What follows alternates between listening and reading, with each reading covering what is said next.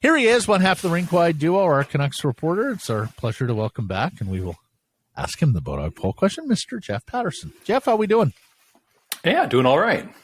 Trying to stay cool. It's trying to beat the heat, right? Mm-hmm. Yeah. No one's cooler than you, Jeff. No one's cooler than you. He's got all that dad swag. Yes, exactly. Answer me the poll. What do you think? Are they a playoff team as it stands right now? I have trouble getting there, and I think they're going to have trouble getting there. Look in the Pacific Division, Calgary, Edmonton, and Los Angeles all finished ahead of them. They were all playoff teams in the divisional spots. I don't see any of those teams taking a step back. We talked about Calgary, but after the events of the weekend, I think they've solidified for next season.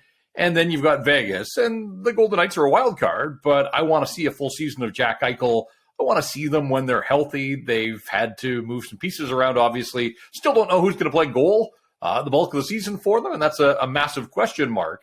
But I do want to see a full season of Jack Eichel healthy, comfortable in his surroundings now, and given an opportunity to do what he does, and that is produce points at a premium level. So I just think in that sense, you always have to ask yourself, if a team like the Canucks are going to make the playoffs, who's coming out? Like, somebody's got to fall out of the picture. You look at the wild card. I suppose Minnesota without Kevin Fiala, that's a team that, and they no longer have that goaltending tandem. So there are certainly some holes in that Minnesota lineup, but Kirill Kaprizov looks like he's just getting warmed up in the National Hockey League, and I think he's the real deal.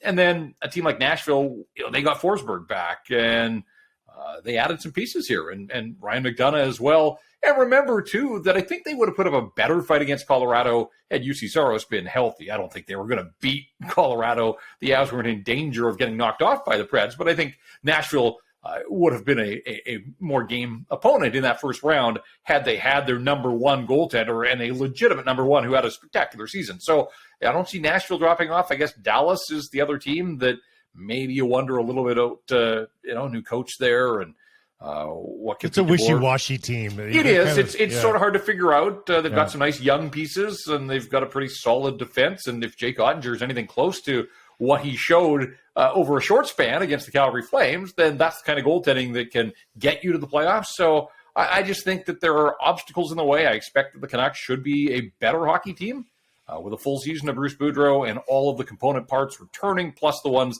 that they have added. I just don't know that being better necessarily gets them across that finish line in a playoff position. Can I, and I realize I know how this is going to sound because I'm Mr. ABV and, enacting that grudge against the Vegas franchise. But do we really buy Vegas? Like, Nolan Patrick is scheduled to be their third-line centerman right now. Like, they've lost a fair bit of that vaunted depth that they once had, although they're probably still reasonably deep on the blue line. But, like, Ben Hutton could be a third-pair defenseman for them. I feel like we buy the Vegas reputation sometimes more than actually what's there and healthy and playing for Vegas. I think that you're comfortable with fair them, enough. That yeah. Also, I still think Vegas gets a ton of mileage out of the idea of William Karlsson and Riley Smith and Jonathan Marchessault, and none of those guys has been anywhere close to the way they performed as a trio in that expansion season. It's almost like it was a one-off fluke. It's almost like there are warts on that team. There's no doubt there are warts on that team, but that team didn't make the playoffs. So it's not like that's a team that the Canucks need to fall further. They weren't a playoff team either. They're hoping to get back into the playoff mix, but they are right there in that same sort of group of teams that has playoff aspirations as the Canucks do. But no, you're right. I think that, and even if they had Robin Lehner at this stage just seems to be a wild card every year, but he's not even healthy right now. So that's why I say, like, I don't know who their number one goaltender is going to be for the bulk of the season, and I'm not sure they do either. Vegas could easily be a 90-point team. Vegas could easily be a 105-point team. I think they are one of those two things, and I don't know which one they are. Particularly, like, a lot of the guys they've counted on have been, reasonably injured here. So you wonder how many guys they get to 82 out of going forward with less depth than they have had in the past. Okay, switching gears. And if you don't know, Jeff's better half, Shannon Paterson, is a reporter with CTV Vancouver. She has been covering the Jake Virtanen sexual assault trial and the former Canuck forward not guilty. Jeff, your reaction to that? Yeah, I want to be careful here. This isn't a time or a place for any sort of hot take on the verdict. Serious subject matter based on what I saw. And yeah, Shannon was in court every day. I watched her coverage. I read other coverage as well. We talked, as a husband and wife, just about her day at work. And it didn't seem to me that the Crown did a particularly good job. I guess I'm not surprised at all at this outcome. And, I wasn't a juror, so my vote doesn't matter. But just on the evidence that I heard, I didn't think that they had done enough to prove beyond a reasonable doubt that a sexual assault had occurred. It was the ultimate he said, she said. It was two people behind closed doors, and they were young. I think that's not that matters in the outcome, but, it was a few years ago too. And you just wonder, by all accounts, the victim in this was a credible witness, but I was surprised that they didn't call other witnesses to corroborate her story to some degree. And some time had passed, and I don't know if the stories had changed a little bit just in terms of that sharpened memory. And I think that that was what defense tried to sort of crack down on a little bit about some of her recounting of the night in question. Whatever the case, and nobody looks good. The video that was put forth of Jake at the Stampede, where this whole thing began, didn't look good on him. And again, I want to believe her story, but ultimately it had to be proven beyond a reasonable doubt, and it wasn't. So he walks, and now, to me, the question is, he's 25. He'll turn 26 in August. Guy's 2 years removed from an 18-goal season in the National Hockey League. Like, is there hockey in his future, or is Jake Virtanen on to a new chapter of his life and work construction or something else here? Like, I'm really curious where it goes from here for Jake Virtanen. Yeah, for those wondering too, far larger burden of proof in criminal versus civil court, which is why a lot of these things end up in civil court, because a lot easier to win that case, and the judge made sure that they understood that burden of proof before they sent the jury away. So, and to the point of saying, even if you deep down think he's guilty, you need to operate from what the evidence is that you've been presented with. So that needs to be said as well. And just reading about it flatly, that she attended a Canucks game several days later, bought her own ticket. I think that might have been a troubling fact for her side of the case here. Does anybody expect to hear anything further from the Vancouver Canucks? Because they're supposed to be doing an investigation into all this, right, Jeff? I don't. I think that this was the old regime. They may have taken the documents with them.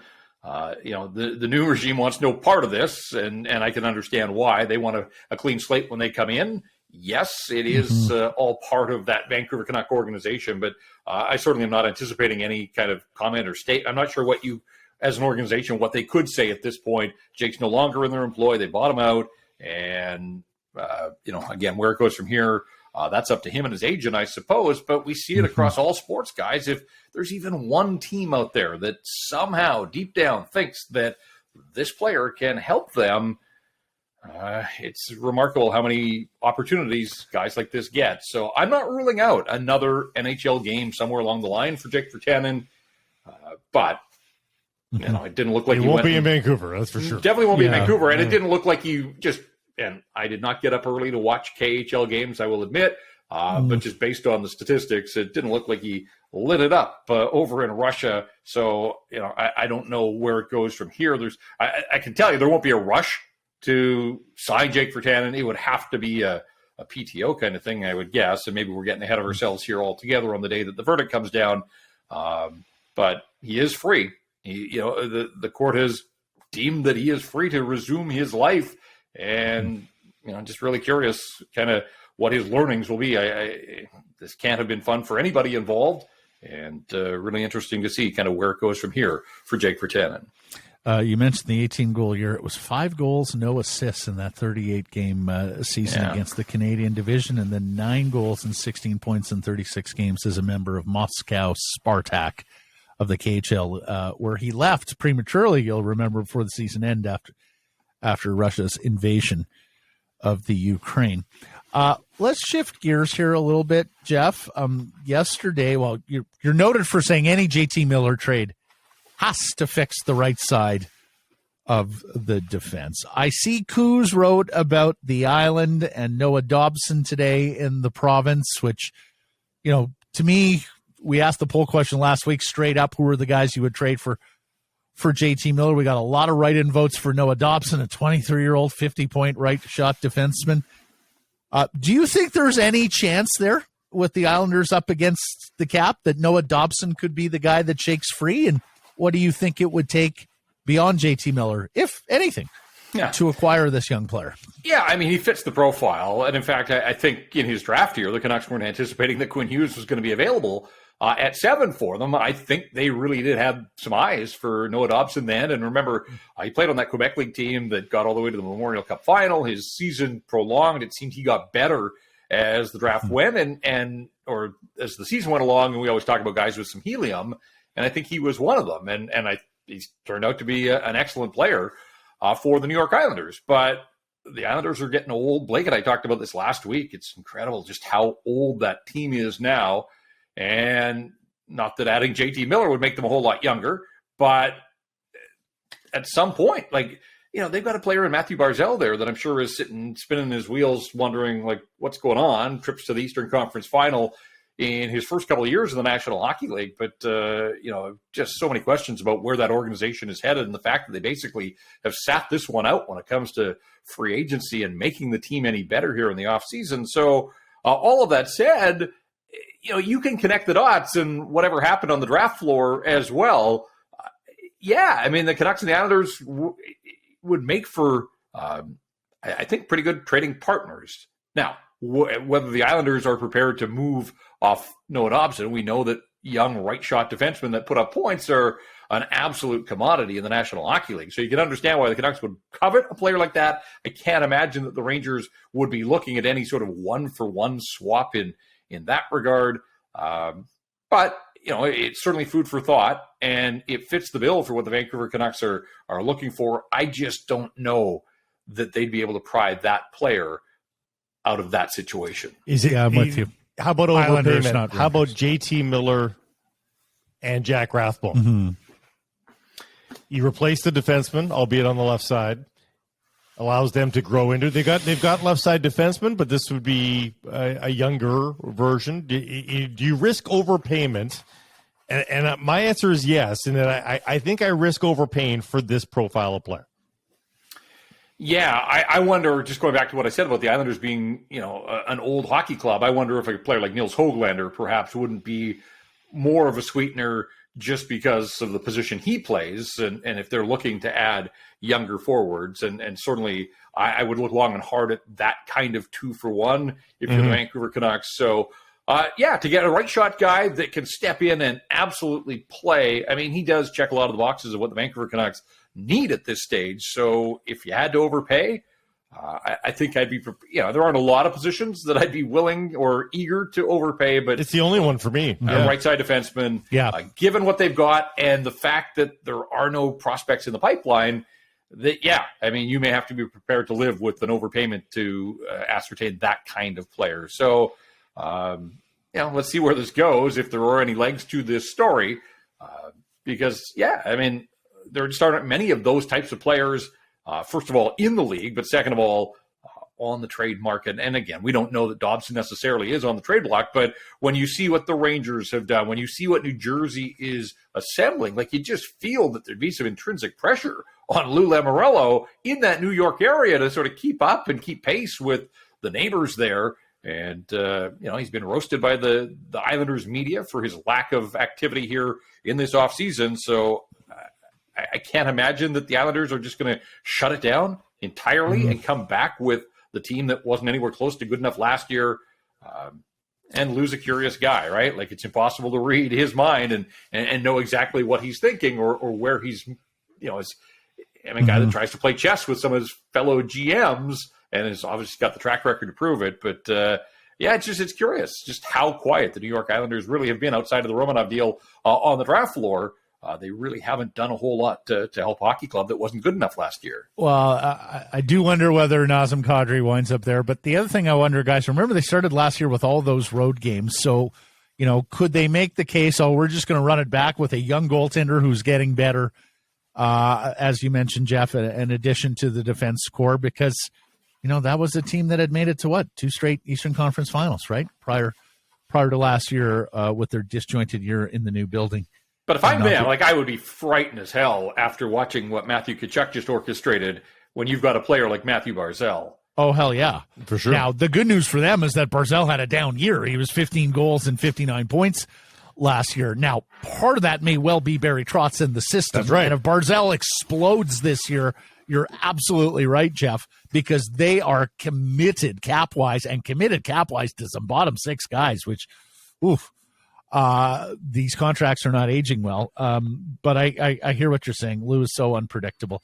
Last week, I think it was, maybe the week before, Price with John Klingberg is one of the best right shot defensemen, and if he's just still out there, the Canucks should be checking in on that file. Is there any world, Jeff, where you could see them signing Klingberg and then dealing with the salary cap ramifications afterwards, much like we just saw with Columbus, effectively having to give away a player just to get cap compliant? Any world where you could see that happening? No, not really. And I am wondering if the market is telling John Klingberg that it has reservations about, truly what he is as a player. But again, right shot guy with a proven track record of producing offense. Like, maybe he's not the player that he and his camp believe, but he's still a player and a premium position player. So I'm a little surprised that he's still out there. But yeah, the Canucks don't have cap space now.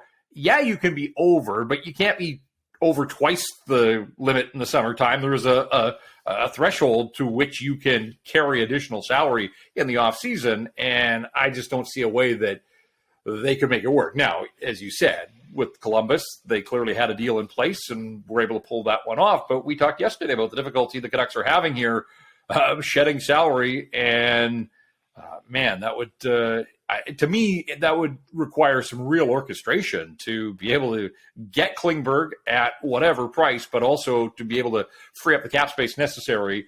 And then I guess the question is at what cost, because you can't just give away some of the players they'd like to give away. It feels like you've got to add in to make those salaries disappear off the books as well. So it comes back to having this cap flexibility that Jim Rutherford talked about on day one. They've done nothing to achieve that, and yet you see the opportunity costs that go by when you don't have that salary cap available to you. So we've seen in the flat cap world, guys, these 1 year, kick the can down the road deals. He's a 30-year-old defenseman, so he might be reticent to do that. But with the cap projected to finally start going up, does Klingberg accept a 1 year, $6.5 million deal just to get to an NHL world where there's more salary available? The Taylor Hall deal. Yeah.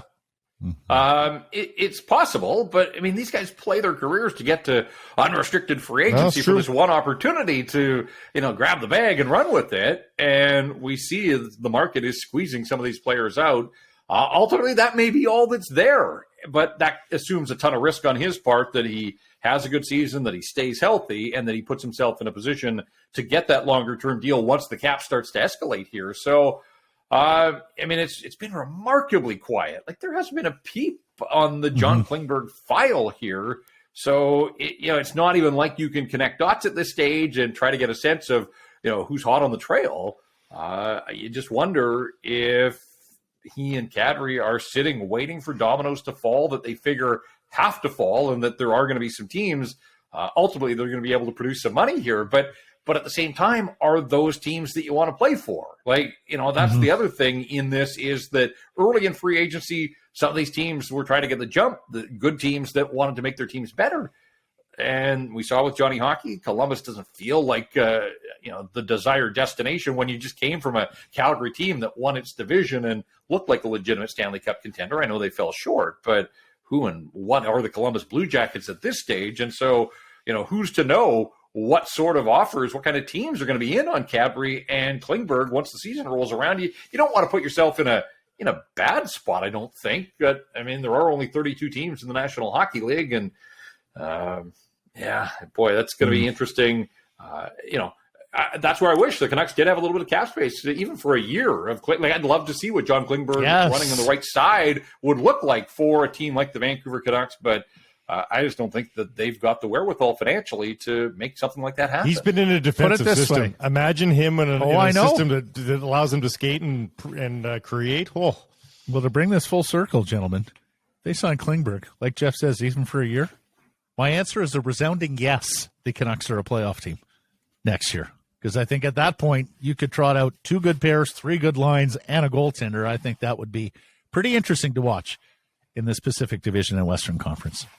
Thanks for this, Jeff. We'll catch up tomorrow, my friend. Sounds good.